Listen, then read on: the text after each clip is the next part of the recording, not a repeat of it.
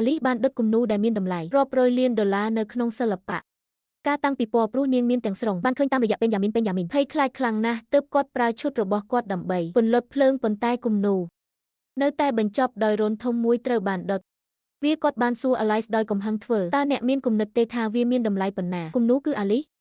លាបជាមួយផ្ដាសាយចំអកខ្ញុំដឹងព្រោះនាងជាម្ចាស់គំនូរនោះវាបានប្រែក្លាយAlice គឺជាវិចិត្រករដ៏ល្បីល្បាញម្នាក់គំនូរធ្លាប់ទទួលបានចំណាត់ថ្នាក់លេខ1ការប្រកួតប្រជែងអន្តរជាតិប៉ុន្តែនៅក្នុងដើម្បីរៀបការជាមួយ Benjamin នាងបានជ្រើសរើសដើម្បីលាក់អត្តសញ្ញាណរបស់នាងនឹងដោយស្មោះអស់ពីចិត្តបានគ្រប់គ្រងអាជីពរបស់ Benjamin ប៉ុន្តែបន្ទាប់ពី Benjamin ទទួលបានជោគជ័យគាត់បានរីកចម្រើនឆ្ងាយពី Alice គាត់មិនដឹងតតែសោះនាងមានផ្ទៃពោះមិត្តល្អរបស់នាង Anthony បានមកជួប Alice ហើយបានណែនាំនាងឲ្យលែងលេះជាមួយ Benjamin ប៉ុន្តែ Alice ជឿថាគាត់ជាកំពុងបង្កាច់បង្ខូច Benjamin នៅពេលនោះនាងជំនួយការបានហៅ Alice ដោយនិយាយថាមាននរណាម្នាក់ចង់ជួលគំនូរឲ្យនាង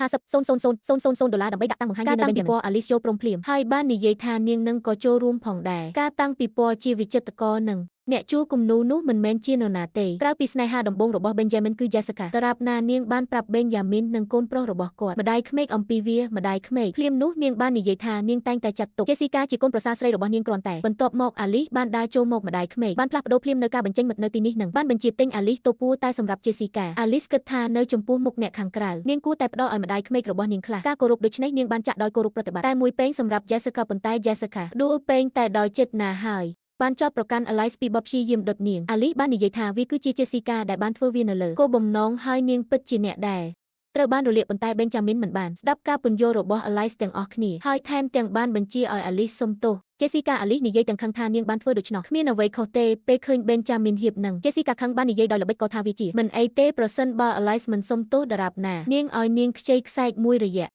Alice បានព្រមាន Jessica ថាខ្សែកនោះសំខាន់ណាស់សម្រាប់នាងមុន Aliceអាចបញ្ចប់ពាក្យរបស់នាងបានហើយ Jessica បានលូកដៃទៅចាប់ខ្សែកនោះដោយផ្ទាល់នៅទីបញ្ចប់ខ្សែកត្រូវបានរហែកដាច់ពីគ្នាដោយ Jessica Alice ខឹងខ្លាំងណាស់ទះកំភ្លៀងនាងពេញមុខប៉ុន្តែដោយមិននឹកស្មានដល់ Jessica បានធ្វើពុតជាមានការវាយប្រហារដោយជំងឺហឺតរឿងនេះធ្វើឲ្យ Benjamin មានអារម្មណ៍ពិបាកចិត្តយ៉ាងខ្លាំងគាត់បានលើកដៃឡើងហើយទះកំភ្លៀង Alice ហើយនិយាយថា Aliceនៅតែជាគូដណ្ដឹងរបស់គាត់ហើយគាត់អាចបញ្ឈប់ចប់ពាក្យនៅពេលណាក៏បាន Alice បានមើលត្រជាក់នៅ Benjamin ក៏ដូចគ្នាដែរដឹងថាគាត់បានទៅឆ្ងាយពេកហើយដូច្នេះគាត់ក៏ប្រាប់ Alice ត្រូវមើលថែរបួសរបស់នាងប៉ុន្តែម្ដាយរបស់គាត់មិនមានគម្រោងដោះលែង Alice ទេនាងបានបញ្ជាឲ្យ Alice លុតជង្គង់ចំពោះ Jessica ហើយបានប្រាប់ Benjamin ឲ្យដាក់ទោស Alice Benjamin ស្ទាក់ស្ទើរដោយសារក្តីអាណិតប៉ុន្តែរបស់គាត់ម្ដាយបានរំលឹកគាត់ Jessica ក៏បានការពេញចិត្តរបស់វិចិត្រករដូច្នេះនាងមិនត្រូវបានធ្វើបាបតាមមធ្យោបាយណាមួយបន្ទាប់ពីម្ដាយរបស់គាត់បាននិយាយថា Benjamin ត្រូវបានដាក់ទណ្ឌកម្មភ្លាម Alice ហើយបានបញ្ជាឲ្យនាងដើម្បីទទួលស្គាល់កំហុសរបស់នាង Alice និយាយដោយឈឺចាប់នាងខុសហើយក៏ខុសដែរដែលទុកចិត្ត Benjamin ច្រើនណាស់ដោយឃើញថានាងនៅតែមិនទាន់ដោយបានប្រែចិត្ត Benjamin បានបញ្ជាឲ្យនាងខ្លាយជាបោះចោល Alice ដើរឆ្លងកាត់ដោយសោកសៅយប់ភ្លៀងនៅពេលនោះនាងខកចិត្តទាំងស្រុងចំពោះ Benjamin នាងអង្គុយចុះដោយគ្មានទីពឹងនៅលើដីជាសំណាងល្អ Anthony បានបង្ហាញខ្លួនទាន់ពេលវេលាហើយអបនាងជាប់តែរបស់គាត់ឈុតឆាកនេះទើបតែត្រូវបានមើលដោយ Benjamin គិតដោយច្រឡំ Alice បានក្បត់គាត់នៅថ្ងៃបន្ទាប់Alice បានលុបចោលកិច្ចព្រមព្រៀងនៅ Benjamin រួចក៏ឡើងទៅជាន់លើដើម្បីវេចខ្ចប់នាងរបស់របបផ្សេងប៉ុន្តែ Benjamin បានសួរ Alice តើទំនាក់ទំនងរបស់អ្នកជាមួយអ្វីឲ្យពិតប្រាកដ Anthony Alice និយាយដោយត្រជាក់អ្នកមិនធ្វើទេត្រូវដឹងភ្លាមនោះ Benjamin ហាក់ដូចជាឈួតព្យាយាមធ្វើជាមនុស្សស្និទ្ធស្នាលជាមួយ Alice ប៉ុន្តែគាត់បានស្ងប់ចិត្តយ៉ាងឆាប់រហ័សខ្លួនគាត់ចុះក្រោម Benjamin បានបញ្យល់ Jessica គ្រាន់តែជាដៃគូអាជីវកម្មរបស់គាត់ប៉ុណ្ណោះបន្ទាប់ពីការរួមភេទនៅថ្ងៃស្អែកគាត់នឹងធ្វើវាសម្រាប់ Alice លោកក៏បាននិយាយផងដែរថាលោកនឹងមិនបំបែកការភ្ជាប់ពាក្យជាមួយ Alice បន្ទាប់ពីនិយាយដូច្នោះរួចគាត់បានហែកកិច្ចព្រមព្រៀងលុបចោល Alice មិនបាននិយាយអ្វីទាំងអស់ Benjamin បានបន្ត Achamoros ពីពណ៌គាត់នឹងប្រកាសដល់ពិភពលោកថា Alice គឺជាប្រពន្ធរបស់គាត់បន្ទាប់ពី Benjamin ចាក់ចេញ Alice បានប៉ះពោះរបស់នាងហើយសម្រេចចិត្តដើម្បីផ្ដល់ឲ្យ Benjamin មួយចុងក្រោយនៅថ្ងៃបន្ទាប់